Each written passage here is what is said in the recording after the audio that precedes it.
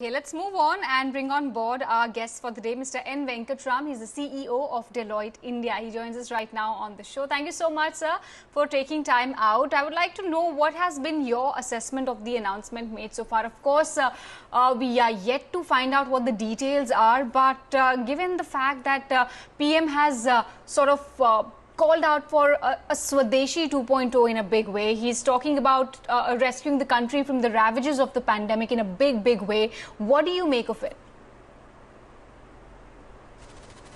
Well, I'm sure everyone else on the show would have told you, I am delighted. It's very aptly coined Swadeshi 2.0 in the 150th year of the Mahatma. And I think this is probably one of the most important steps we are taking post-independence. It doesn't feel very long ago in 1993 when we opened up our doors for liberalization. And this is, in a sense, a reset of the world order, thanks to COVID. And in this, it was very important for us to reflect on what we did well and what we could do better. The reset, for example, in terms of what we will import, how we can look at import substitution, how we can serve our domestic market with high quality goods of a standard that can also be exported overseas is a very welcome step.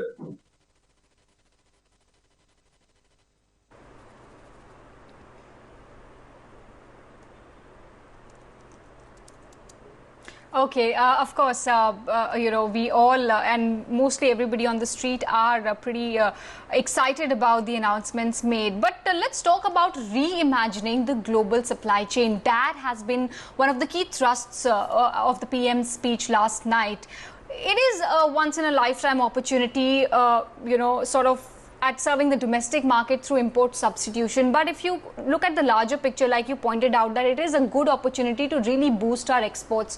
Where do you and which sectors do you see this opportunity sort of strike in a big way? The way in which we have analyzed this in the past and is, I think, very relevant for the current is, if you look at one country, for example, say China, and say that relationships with China are being reset across the world, we have to also bear in mind that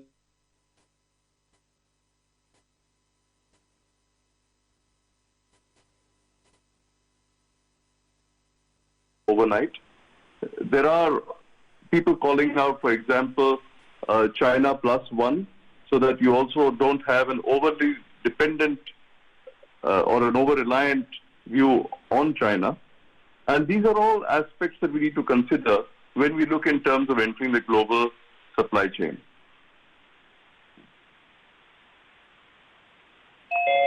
When we do that, we have to look at playing to our strengths. And as I said, the first strength we have is the size of our domestic market. Swadeshi 2.0 would not just be about industrialists from India building industry. It's also about allowing foreign manufacturers in.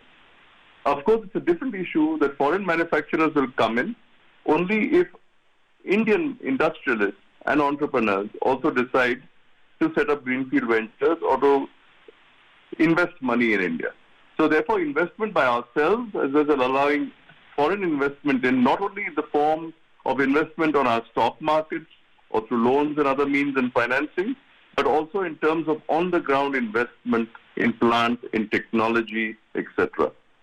So that's point number one, that we need to give people the confidence that we will provide the stability, that they can stay in the long term, create value in India, and also export part of that value to other countries. The second is look at the strengths of India as a country. And this is where I would call out, for example, agriculture. Look at the fact that we have been very strong on agriculture and very self-reliant because of what we did in the 1960s. We also created a self-reliance and a great efficiency in milk supply.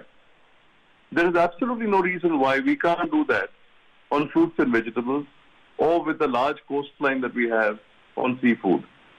It only means we have to strengthen them, our supply chains, on, say, the cold supply chain. We also have to look at the infrastructure that goes with it.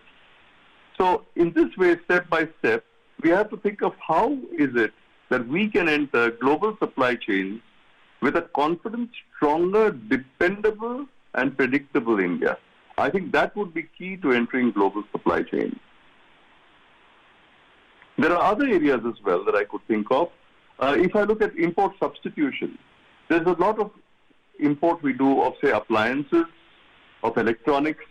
These are areas where perhaps we have not had a good enough track record of producing to the same international quality. And here we could think in terms of inviting foreign manufacturers to come in, partner with Indian companies. We also have some very large Indian companies which could be the leaders in, say, areas like air conditioning, etc., who can also expand to other areas of work. So I think the whole white goods, the appliances, the television sets, the flat screens, we have to look in terms of how we manufacture for our own need and for the needs of the rest of the world. The important mindset change that we need then is that quality has to be to an international quality and not to the quality that the market will tolerate.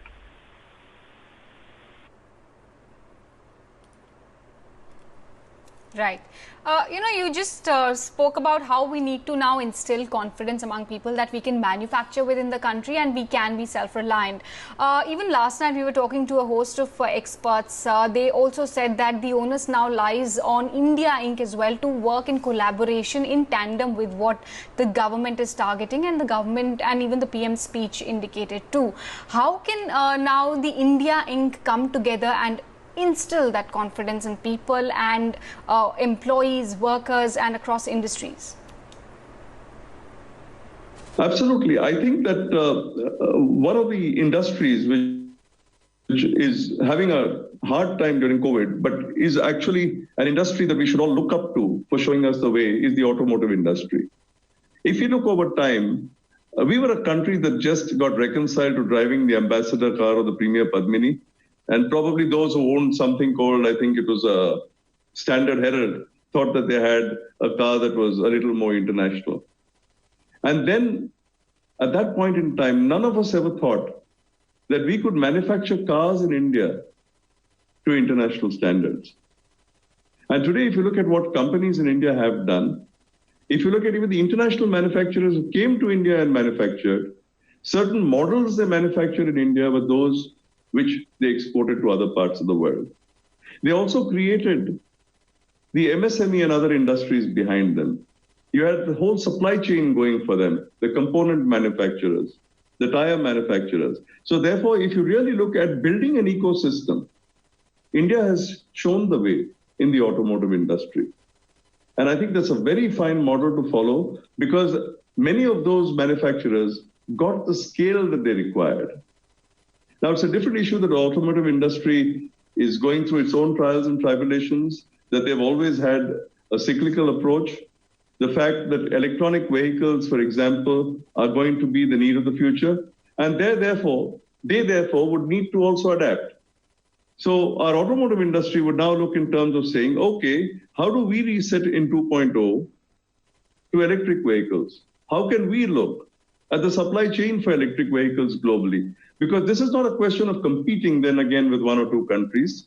This is an entirely new ballgame. When you talk about electric vehicles, the transmission is different. Everything is different. So you have the opportunity, again, a once in a life opportunity, when technological changes happen, to position yourself or reposition yourself on the global stage. That would be my example.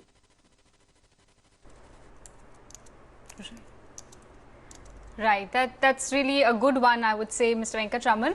But what is your sense on the fiscal deficit front? Will the government be very cautious not to breach that too much, and also what it does to the entire, sort of borrowing scenario as well? Well, I will again go back to the old adage that do for your country what your country does to you, right? I mean, so I think that this is a time for us to also give back.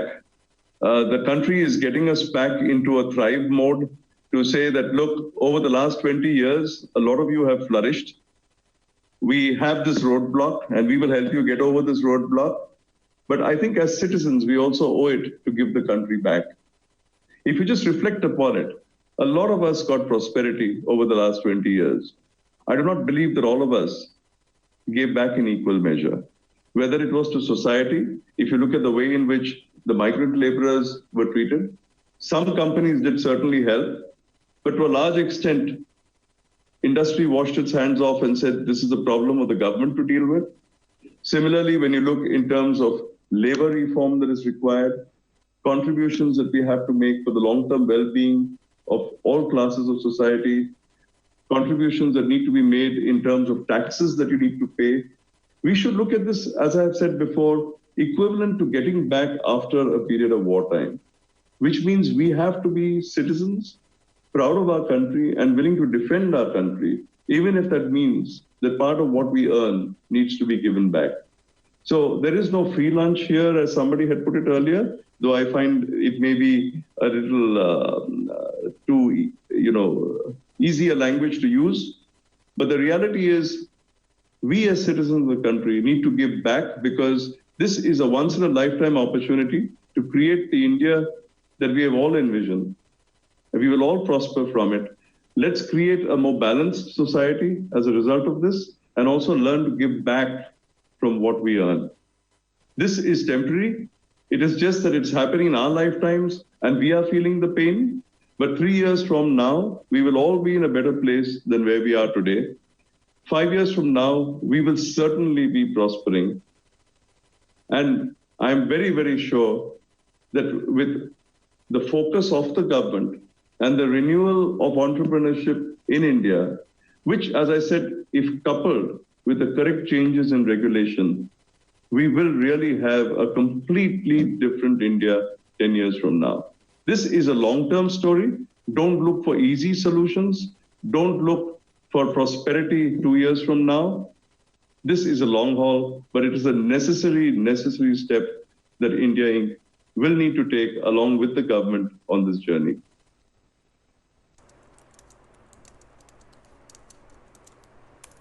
Right, Mr. Venkatram, thank you so much for joining in. Pleasure chatting with you and getting some perspective about, your own take on how things could be now different, given that a very, very critical and a very, very significant, host of announcement has been made by the PM last evening. Thanks once again for joining us on ET Now.